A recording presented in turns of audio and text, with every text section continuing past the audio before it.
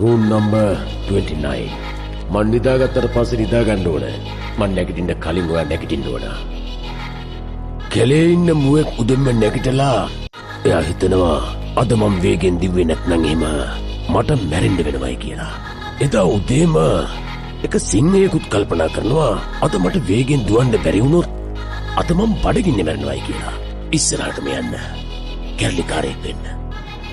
හැබැයි යම් කිසි අරමුණක් වෙනුවේ. ඔච්චර හදිස්සි මොකද? මං පටන් ගත්ත විතරයි.